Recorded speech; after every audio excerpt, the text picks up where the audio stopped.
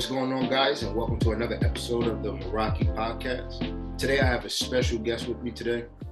It's a close friend, a motivational inspiration to me, um, and an all-around good gentleman, good king, man of his family, a husband, and we'll get a chance to shine our light on our guest today, and his name is Nate Evans. Nate, thank you for joining me today, brother. Oh man, thank you for having me. Thank you for having me. I'm grateful to be here. Yes, sir. Yes, sir. So let's get right to it. Who is Nate Evans? Nate Evans is uh he's a follower of Christ. He's a husband. He's a father. He's a mental health advocate. Um, he is someone who loves his community, loves his family. And he's someone who's just looking to walk in his purpose every day. Nothing too complicated, just very simplistic man who loves, loves people and desires to walk in his purpose. Sure. What's one childhood memory that defines who you are today? Man, that defines who I am today. Actually, I got one right now. When I was in eighth grade, I went to, I think it was Pleasant Tech Academy. Yeah, in Pleasantville, Pleasant Tech Academy. And I Detail. went there. Yeah, I went there. That's where I graduated eighth grade from before high school. And we had this award ceremony, and they would give out several different awards to the eighth graders of the school. Yeah. And they gave me this award, Mr. Optimistic. And at the time, I didn't really know what that meant at all. You know what I mean? I'm like, man, what does that? What does that even mean? My award sound corny next to everybody else's award. You know what I mean? It's just like, all Yeah. right, Yeah. yeah. But then I kind of understood the meaning of what it meant and why they gave me that. So it was something that I embodied. And till this day, I would say that Mr. Optimistic is, I would say, who I am. Yeah. I've grown. I've obviously went through some adversities. Wasn't always optimistic, but looking around full circle, especially in the circumstances that I'm in now, and being a business owner and several other things, it's like, man, I've held on to that optimism. So they seen something I didn't see, and that's definitely a pivotal moment where I kind of go back and look. It's funny because I actually asked my dad the other day. He has all my trophies in his basement.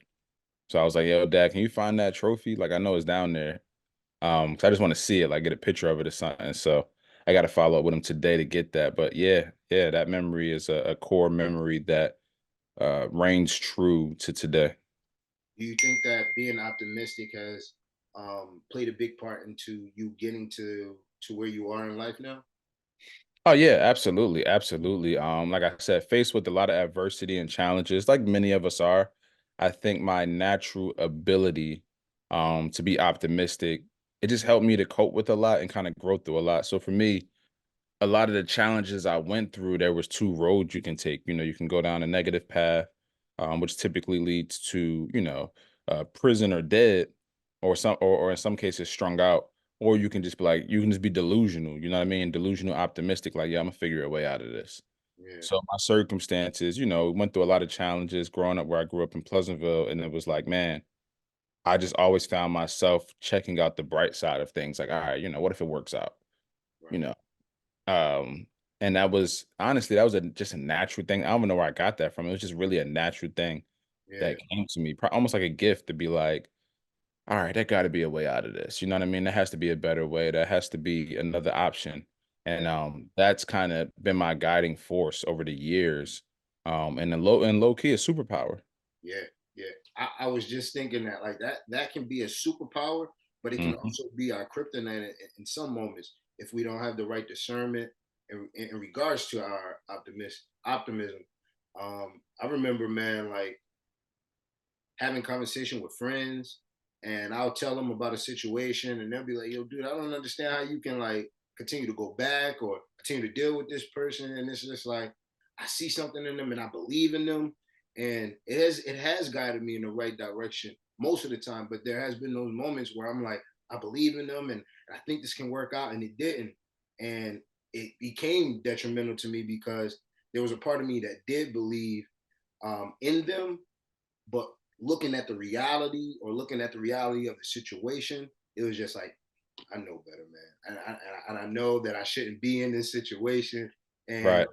and so yes, it is a superpower. You know what I'm saying? But without the right discernment, it can lead us astray. But I'm so glad that you mentioned that because I thought I was the only one, man. I thought I was like, I'm the only optimistic person. I can't be, bro. I can't be. Yeah, nah, nah. It's more of us, man, especially for those of us that grew up in some adverse circumstances and made it through.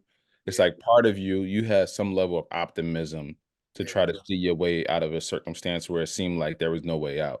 yeah. You know what I Even mean? Harriet, So, Harriet Tubman, man. Look at how she maneuvered. You had to believe because in all actuality, what the reality looked like was, yo, there's no way that we're ever going to be free. There's no oh way yeah, that we're ever going to get out of this. There's no way we're going to ever be able to say we have our own and not have to fact. worry about certain things. And Harriet was just like, nah, I see different, bro. Like, Yeah, and sometimes you're the only one that's optimistic. So you be out there all alone. You know what I mean? And it's like, am I really making the right decision? I'm sure Harriet probably questioning herself, like, yo, can I really make it? And then after she made it, can I really bring other people along with me? Like, is this right. something that I can actually do? Is this bigger than just me? And so Mm, it does take a level of craziness in a way, a good yeah, crazy, a good crazy. absolutely, absolutely. Yeah, yes, sir. So pretty much the name uh Meraki is a name that I didn't necessarily have right off the back. I actually went searching for a name of the podcast, and I was looking for something that actually had meaning, something that was impactful. And I came across the name Meraki, so I did a little bit of research. And the definition of Meraki is pretty much doing whatever it is that you do with love and passion. So, with that being said, what's one thing that you say that you are very passionate about? Man, one thing that I say that I'm very passionate about. That's a great question. Because I say, I say a lot of different things. Um, I'll say this. One of the things that I've been saying lately that I'm extremely passionate about, and it could be because I, had to get surgery and got injured. But one of the biggest things that I've been saying lately, it's kind of like a quote, but is, "Are you who you say you are?" Yeah, That's like the biggest thing. You know what I mean? I've been constantly repeating that. Like, are you who you say you are? You know what I mean? You say this thing, you preach this thing, people know you as this person. But as challenges arise, are you still who you say you are? Or is that just when things are going great? You know what I mean? So that's one of the I say several things, but as of lately, that's the one that resonates the most right now because that's the one I've been focused on the most. You know what I mean? absolutely, absolutely. That that actually brought me to something I didn't necessarily have in my questions, but I'm glad that you gave this perspective because a lot of times it can be a sense of imposter syndrome. Mhm. Um, like yo, like this is what everybody knows me to be. Um, I'm good at what I do, um, but I'm not necessarily where I want to be. But everybody is looking at me in this perspective where it's like if you don't have the if you're not grounded, if you're not humble, Mhm. you can actually kind of believe more of the hype. You know what I mean? And sometimes you can be in the wrong direction. You know what I mean? And sometimes you can be in the right one. But imposter syndrome always comes up when I'm thinking of situations like that. Have you ever dealt with imposter syndrome? Absolutely. Absolutely. It's something that tries to rear its head often, especially in the work that I do, as a professional speaker. I'm often speaking in places where the people in the audience have more qualifications than me, more degrees or whatever the case may be. And there's times where I'm like, nah, this ain't. I don't know why I'm here. Like this don't make no sense. Yeah, I even have a few upcoming engagements where I'm going to be speaking to law enforcement and social workers and all of these people. And I'm just like, man, what do I have of value to give? And I have to be constantly reminded, like, yo, you belong here. You are worthy of being in this space. You're worthy of sharing what you have to share. They've seen something in you for a reason where you can fill a void and add value. So you have to operate from that. And then I also, just studying imposter syndrome, I found out, just through my research that it's not even really called imposter syndrome. That's something we kind of just as a society just named it, but it was actually imposter phenomenon. Um, and Explain it's that a little something bit. that, yeah, yeah, yeah, it goes deep. And it was, if I'm not mistaken, and I might be a little off, but I know it was mainly something that they studied in women for Word. quite some time. Um, and what it is, just to break it down in layman terms, it's when you're doing something that you're significantly, I would say, good at, Yeah, that you're able to do at a high level. Um, but there's this sense of unworthiness that you're the person to do it or yeah, that can do it. You know what I mean? So you only feel imposter syndrome if you're actually like almost like accomplishing things. yeah, The person that's sitting around doing nothing, just thinking about stuff, they may say they're going through this imposter syndrome, but the reality is it's the person who's actually out there putting in the work who has a greater chance of that imposter syndrome showing up. yeah, You know what I mean? So, yes, it's pretty deep, man. And that's, like I said, that's something I have to monitor often. I've been blessed to overcome it, of course, because I have just different strategies in place. And like I said, them questions pop up all the time. yeah, Man, how you gonna add value? What you gonna say the same thing? You ain't got, and it's just like you have to silence that voice immediately and get back to who you are. You know what I mean? Continue to be the master that you are. Continue to work on your craft. That's how you overcome it. yeah, Because what happens is if you really succumb to this imposter syndrome, you'll stop getting better at what you do yeah, because you'll stop practicing, you'll stop developing, you'll stop getting reps, you'll stop just really just beating on the craft. yeah, And the way to overcome that is to just stay locked in and stay focused. yeah. Those reps, bro. Those reps are very important. Like in December, I just started working out, Hmm. and my goal was to start 2024 in the gym. And we always hear about the New Year's resolution thing, and where I always set a New Year's resolution, my goal this time around was to get started before the new year so that I'm already in motion when the new year comes in.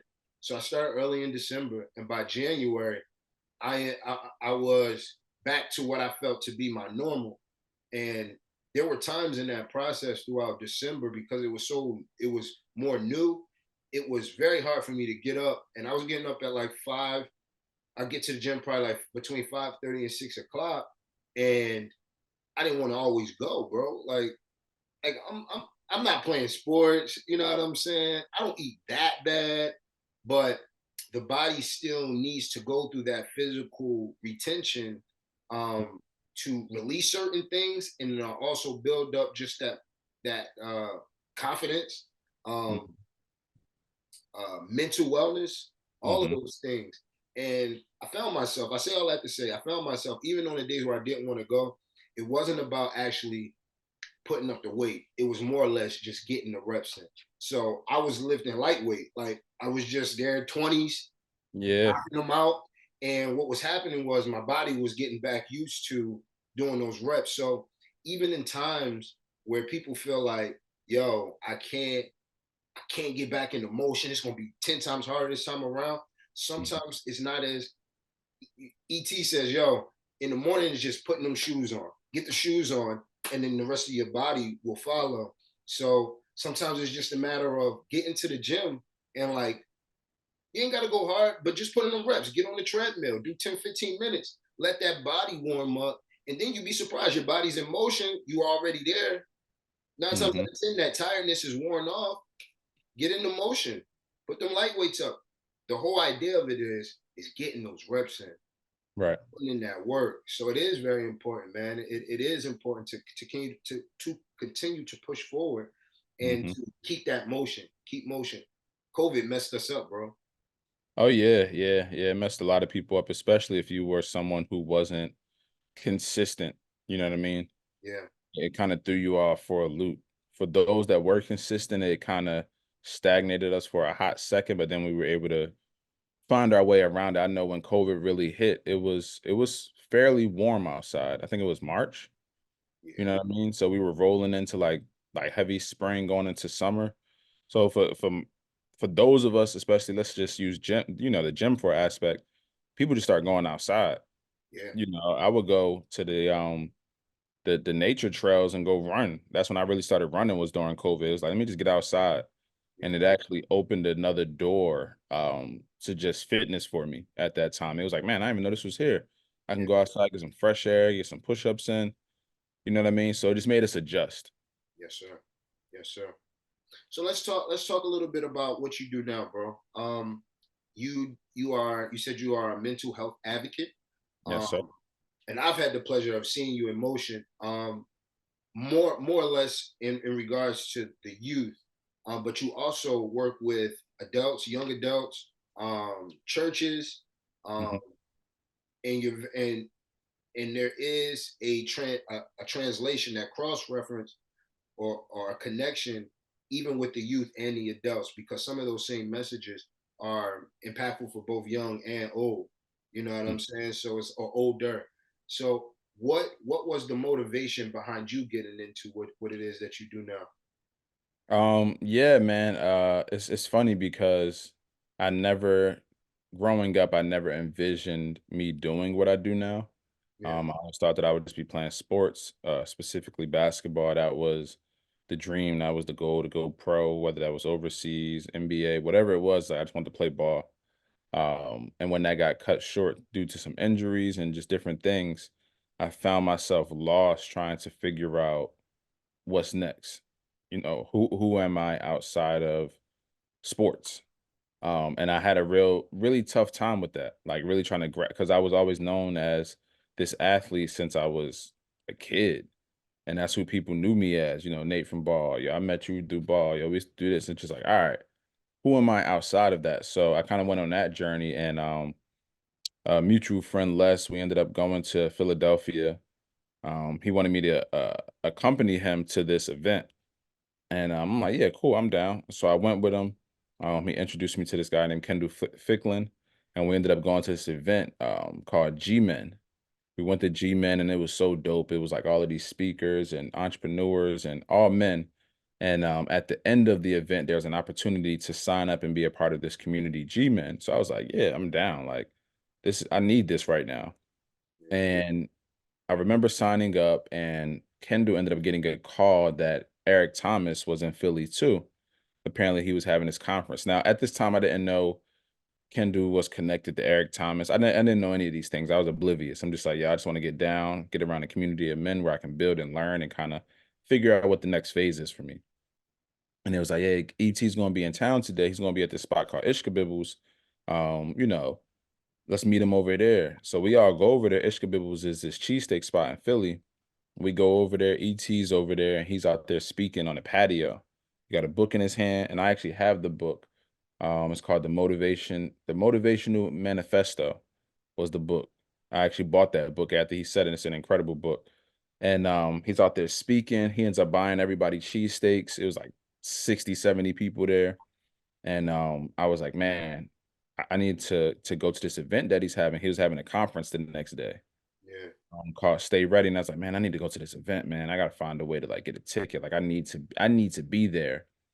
And at the time I didn't have the money to purchase a ticket.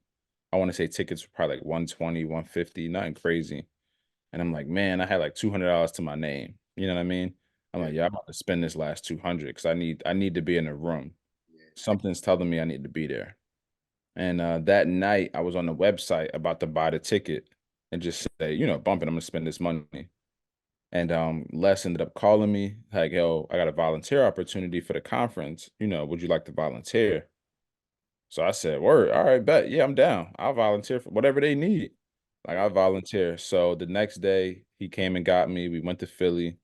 We were part of a volunteer team and I was working the door and working the escalators. Like I was just hyped to be in the building. I'm just like, man, this is so dope to experience this. And it came to a point right before the conference like really kicked off with the speakers. And they had these two signs. One said stay, one said ready. And they were like these big signs, and they wanted us to the guy wanted to select two people to hold him. So he ended up selecting me, yeah, and there was another guy who was kind of big, muscular guy. He was like, I'm gonna select you. yeah, So we ended up going up on the stage, and our whole objective was to be hype men. So they had like a whole tunnel of volunteers where the speakers would run through like football. You know Yeah. what I mean? They run through hands, low clapping hands. They have the music, the band, and we would be on the stage just going crazy trying to get the crowd hype. That Yeah. was our whole goal for every speaker that came out. So it ended up being this moment where I went from, wanting to go, not being able to afford to go, getting a volunteer opportunity, and then being on stage.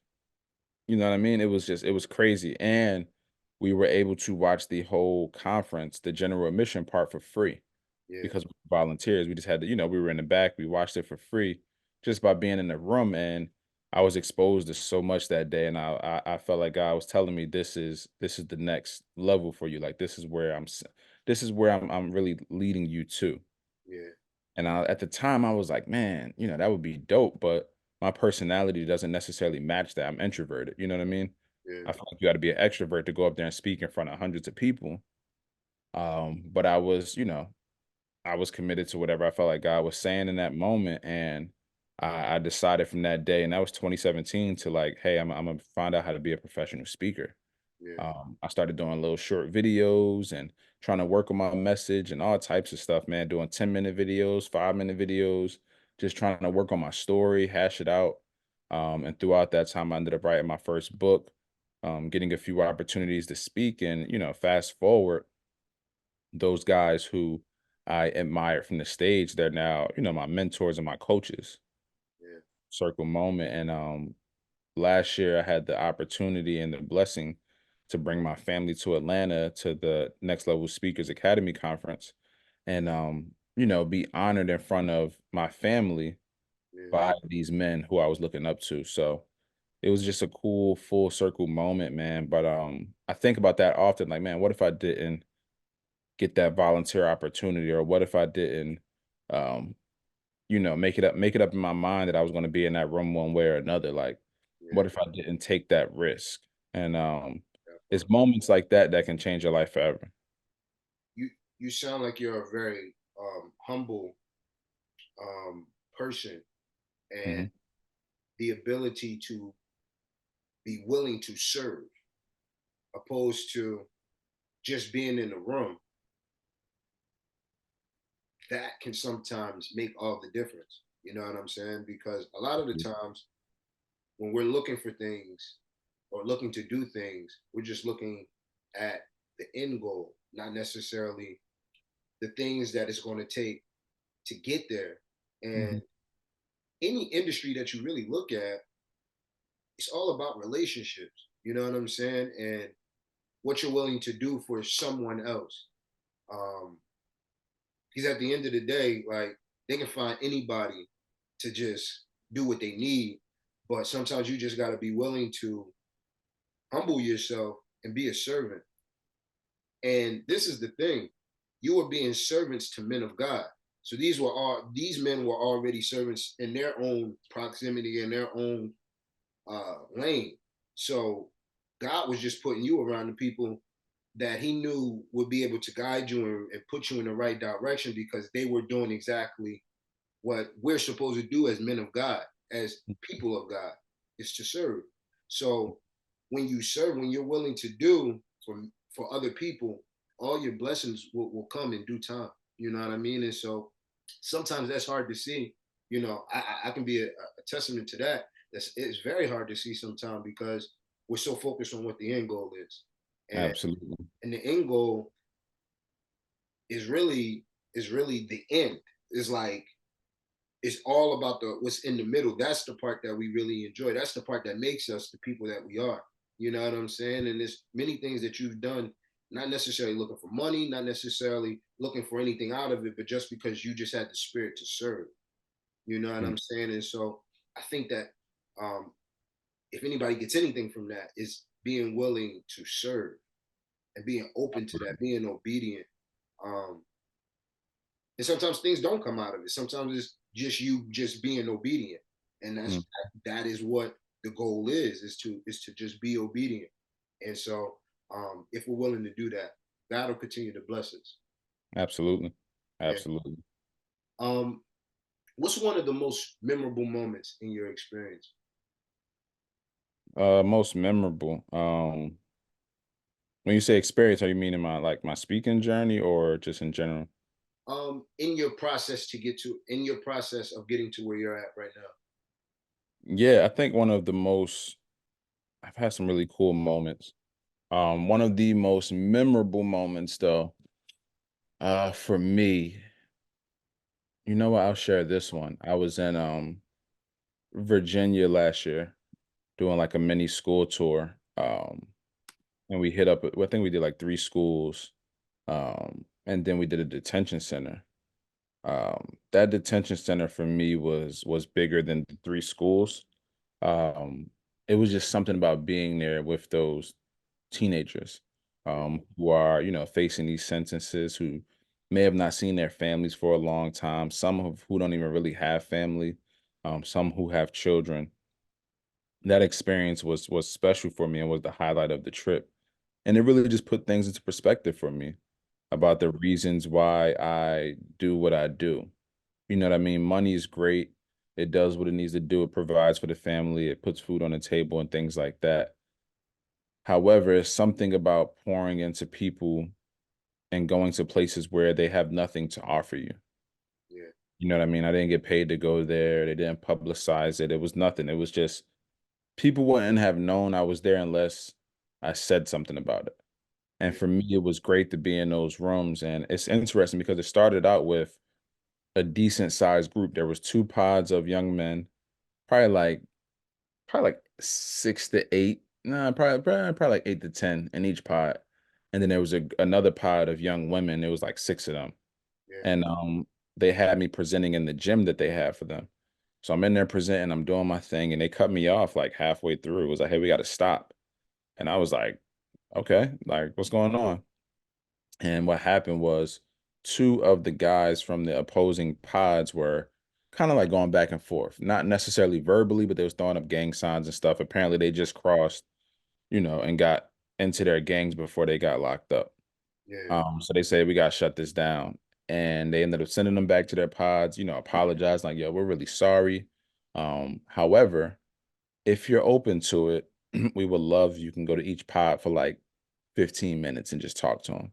yeah, So I said, "Yeah, for sure. We already here."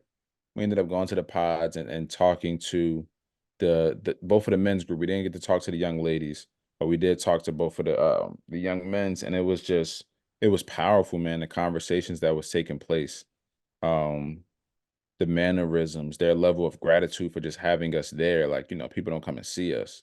yeah, Um, One kid even asked me, like, "What's your dream?" And it was just like, wow, I didn't even know y'all was that was even something that you were thinking about in a condition like this. So it was cool to really see them and humanize them on that level to be like, oh, y'all really teenagers, like yeah, y'all really like really kids, and y'all really are going through certain things, and just to hear the plans that they have to get out of here and just do right. yeah, It was empowering to me, man, and it was a dope moment. We were able to just pour into them, listen to them, love on them for the time that we had, and for me, that was a major, major highlight, and it kind of shaped the way that I moving like I moved with my work moving forward. Like I've always been very intentional about connecting with people and just soaking in the environment, right? However, that opportunity it just opened my eyes to the impact that God has been allowing me to have. You yeah, know what I mean? Because those young guys, if they stay on the right track, they're gonna get out someday. And my hope is that they would transform their lives in a way where they're impactful for the following generation and people around them. And it's yeah, like, man, Nate, you played a part in that by coming in there and just speaking life into them, and not just speaking life, but like listening to them as well. I yeah, didn't come in there like I knew it all. It's like I'm kind of here to just hear from y'all, to be honest. yeah, So that was something that was powerful. yeah. You you have to do a certain level of preparation and studying and just really just living life to be able to offer valuable information. Absolutely. But you said that you went in there not with the intention to be like, all right, I'm just going to speak and preach to you guys, but I'm actually here to hear from you. How important is it to study and to be self aware in what it is that you do? It's probably the most important thing, honestly, because in this space, you'll find a lot of people who come in with a preconceived notion of like who they're going to go speak to. They come in with the message, and I'm very big on preparation, so I'm always prepared, of Yeah, course. But at the same time, it's like you got to fill the room out. You got to feel who's in there. You got to ask some questions. You need to shake some hands. You need to know who you're speaking to. Like, I don't think anybody's that dope or that deep as a speaker where it's like you just come in and say whatever you want and the people are just, nah, man, you need to know what they need. You know what I mean? So sometimes you got to pivot in the middle of what you're doing. yeah, And I think with the reps, you get better with that. But for me, I'm huge on I need to learn as much as possible about who I'm going to go speak to. yeah, You know what I mean? Because I want to speak directly to their needs. I don't yeah, want to make an assumption that every school is the same, every organization is the same. You spoke at one, you spoke at all. It's like, nah, that's not true. These are different people yes, that are going through similar situations, but also very specific things too. very So true. for me, I respect the process enough and I respect people enough to be like, all right, let me not come in here like I'm Mr. Know-it-all. I Yeah, know some things, but I also know enough to know that I don't know much of anything. yeah, So I'm here to learn from y'all, you know what I mean, as much as I am to pour into you. And I want to meet your needs with the best of my abilities and my gifts. So that's kind of how I operate always. Like I said, I'm always prepared with a core message and outline, and you have those things. That's a part of being a professional. However, you need to leave gaps and spaces for, sometimes spontaneous moments. And that comes from surveying the room, feeling the energy in the room. And once you've done this so many times, you can walk in a space and feel how it's going to be. yeah, You know what I mean? You can walk in to a school and be like, all right, these jokers about to be rowdy. Okay. All right. I got it. Okay. I got to switch it up a little bit. I might have to raise my voice a little higher. I might got to get them active. Or you might go in a space where it's like it's crickets, it's quiet. So it's like, okay, I got to be a little more intimate with them and really so it takes time. But I think it's always important to realize who you're speaking to and just trying to meet their needs to the best of your ability. very good, very good, man. That is that's important. That's it with anything. When you go into Hmm. business rooms, like Hmm. or if you have to have a tough conversation, you got to be aware enough to be like, this is how I got to talk, or like maybe this is not the right moment. Sometimes we have these certain ideas, and then be like, but there's something different. This isn't the right moment, though. It's very valuable. It's not the moment and not the time. God was very big on timing, and how important it is to be aware of your timing. Uh, Hmm. One of my most favorite stories is when he was asked to turn the water into wine and make more wine, and his mom actually the people who were throwing the party came to his mom and was like, Hmm. "Yo, Jesus is your son. We know that." We running out of stuff. Like, Word. can he do his magic trick? Like, can he Make do his it thing? juice. Make Like, and she said, "All right, well, let me go speak to him." She went and spoke to him, and Jesus said, "This is not the right moment. This is not the time." Mhm. You know what I'm saying? But he did end up doing it anyway. But it was at the time where it was most valuable, where Yeah. it would make the most impact. Um, so I think it is very big on timing. Very big on timing. Yeah, that timing is everything, and it's funny because I just started watching The Chosen, Uh, which is the yeah. whole series about him, and that episode just passed actually, What where season are you on? I just got to season 2. I haven't So I even just seen. I only saw season one. Yeah, yeah. So they just dropped new episodes in the movie theaters, and Nice. they're dropping a new season. So I was like, let me catch up real quick because I never watched this. I'm like, let me just catch up. So I Yeah. started watching it, and that episode literally passed where it's like, hey, this ain't the time. And Mhm. he's seen how um distraught she was of like just like, man, what am I gonna do? Kind of thing. He peeped that and he was like, all right, this I'm gonna look you out right now. I got you. Yeah. Like, everybody leave the room real quick. I'm gonna go ahead and do my thing. You pour this for them. And yeah, they tasted that joint and was like, man, y'all different in here. Y'all saving the good stuff for last. Like The good they was stuff yeah, they was like, yo, this they lit in here. Like y'all gonna save the usually you give that first. You first. know what I mean? And they like, yo, y'all fire. Yeah. did the great stuff for last, and he was like, he just kind of humbly was in the background of like, okay. Yeah. Like you said, the timing was everything. Yes, sir. What's been on your mind lately, bro? Man, on my mind lately, it's a lot. Mainly the stuff surrounding my summit event this year in May. A lot of that's been on my mind of like, man, all right, God, you gave me this vision. Please give me clarity. So that's been on my mind and a lot.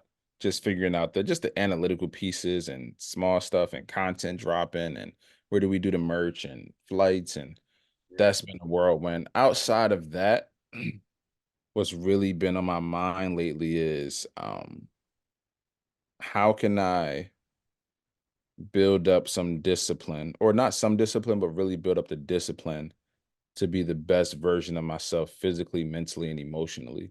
And Yeah. I've had time to kind of think about that since I've been injured. I'm just sitting here like, man, I can't go to the gym right now. I can't maneuver how I want to. I feel behind, but also I feel like I'm developing this mental strength, if you will.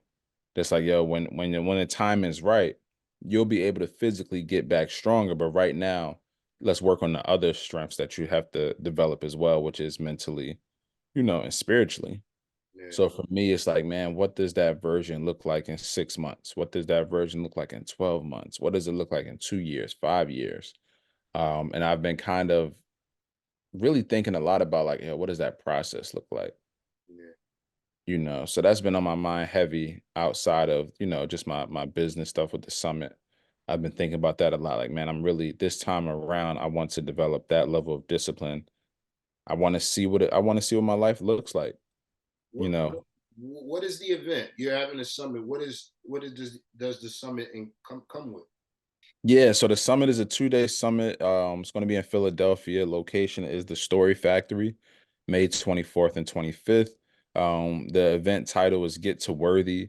And the whole, I would say the premise of the event is to help people to get over the blocks that they have around self-sabotage, imposter syndrome, anxiety, depression, all of the things that are kind of holding them stagnant from becoming who they know they're supposed to be, or doing the things they know that they should be doing, right? A Yeah. lot of times people self-sabotage because of these certain aspects of imposter syndrome, or they don't feel worthy enough, they don't feel good enough. You know what I mean? And they hold themselves back, they dumb themselves down, they don't give us all of them because of that self-doubt. And the entire summit is built around helping you break that mindset and Yeah. developing the mindset of, hey, you are worthy enough. And not only are you worthy enough, someone needs what you're building and someone needs who you're becoming. Yeah. We need that, and it's and in so many words, it's almost selfish of you to stay the same. That part. So the summit, the theme is around that. There's going to be art galleries. I'm doing a book launch that night for my next book, Get to Worthy. We'll be doing documentary previews of my first documentary. We're going to have several different speakers from different industries, entrepreneurs, therapists, life coaches, all types of stuff. And then we're going to do breakout groups. We're going to do live performances, make it very immersive and just captivating, and at the same time giving you this information and helping you build community with the people that you're there with. So I'm really, really excited about that. May 24th and 25th. Get to worthysummit.com. Our early bird tickets are live right now.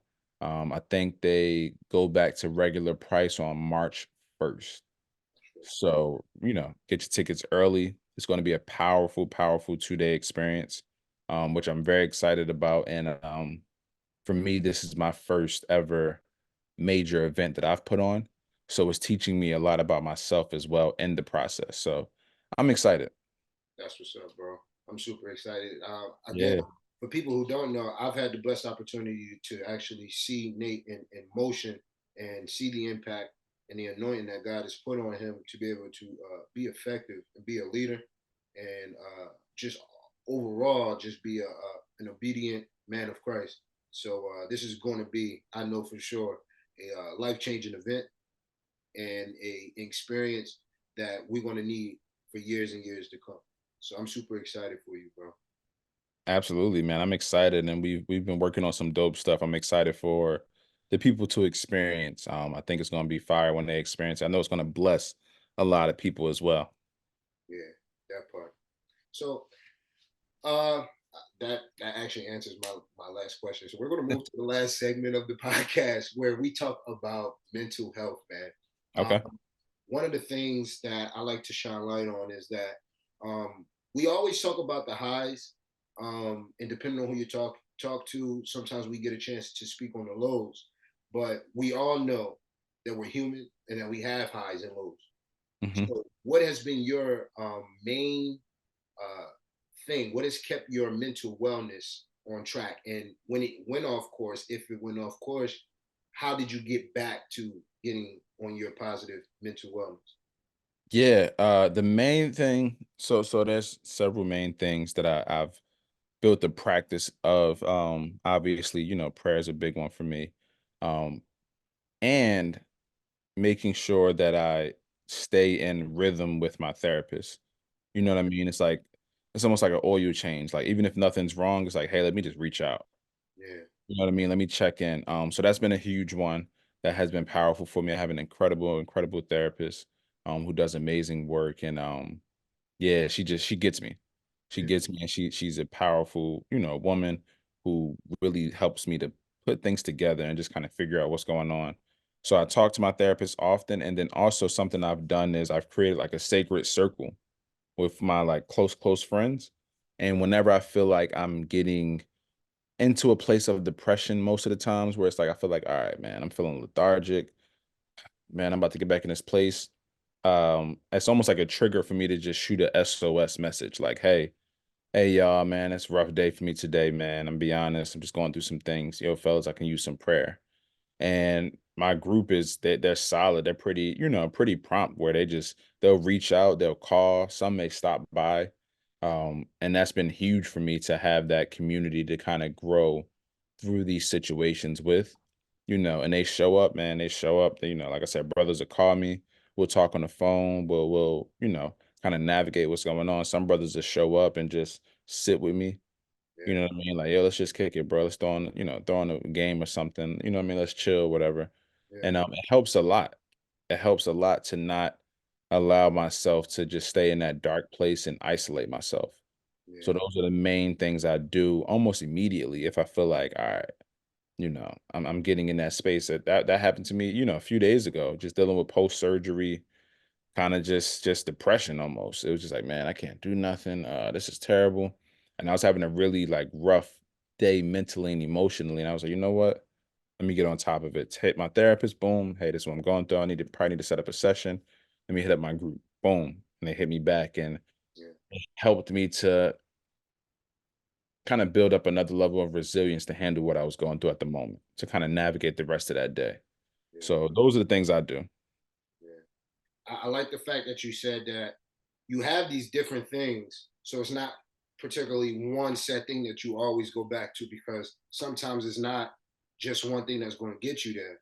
Like Mm, for us, we're Christians, so for most Christians, our sole thing is just going to church.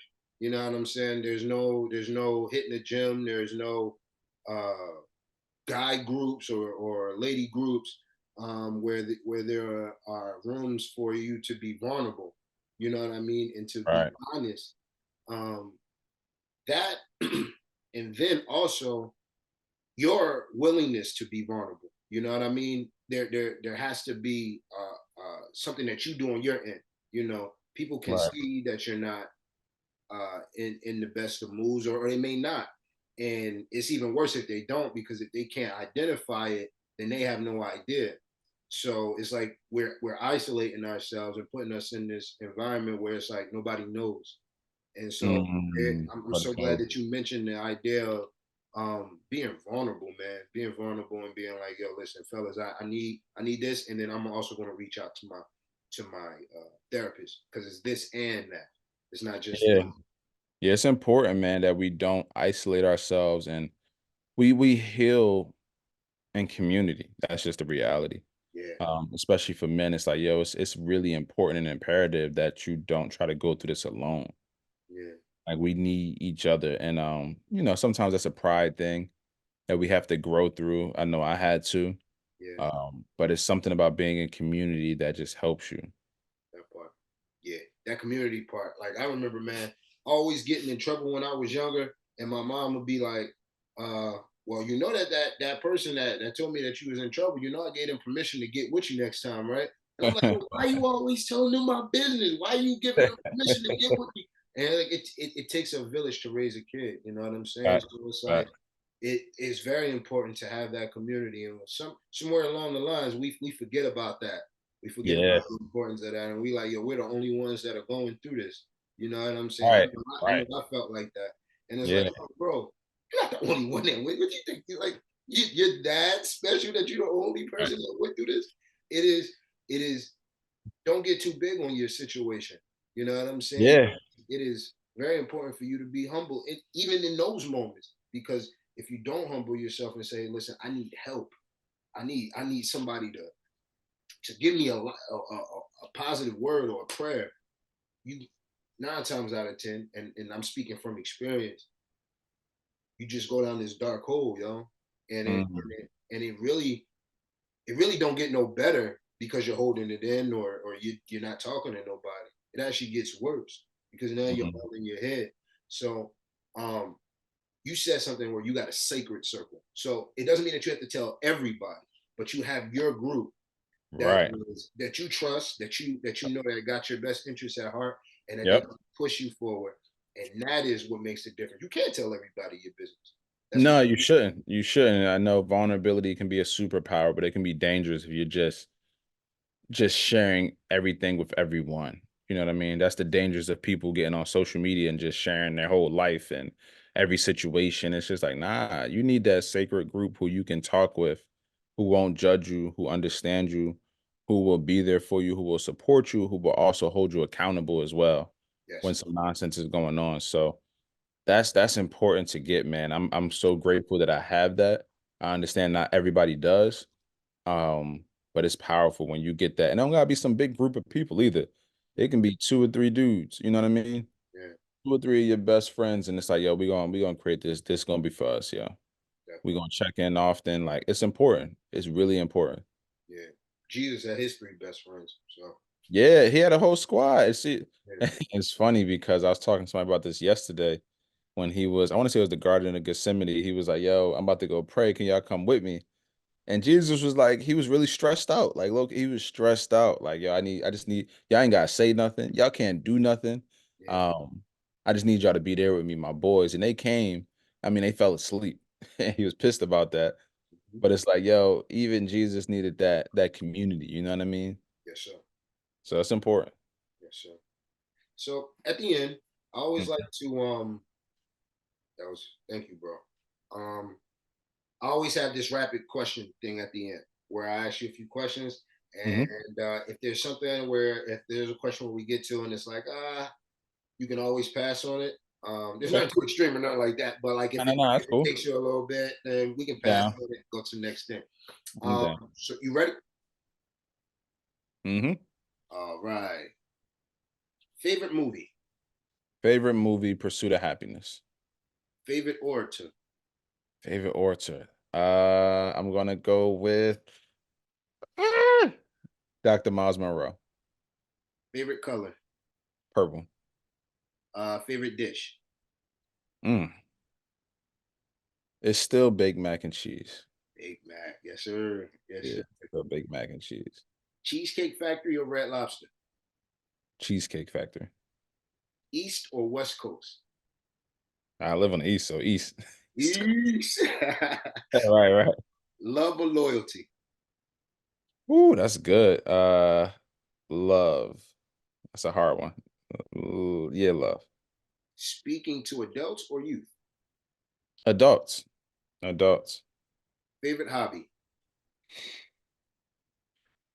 Working out. Winter or summer? Summer. No doubt. No doubt. Hey man, Nate, thank you for joining me today, brother. It's been a pleasure, man. Man, thank you for having me. I think you have something incredible here. I'm excited for the people that this is going to reach, man. So keep up the great work. Thank you, brother. Thank you. And as to my viewers, thank you for joining me for another episode of the Meraki podcast. I hope that you share this with someone and that someone subscribes to this channel and to because they believe in the movement, not just because you have to, but because you believe in what we're doing here. Thank you. And as always, peace over everything. Until next time, guys. Love you. Peace.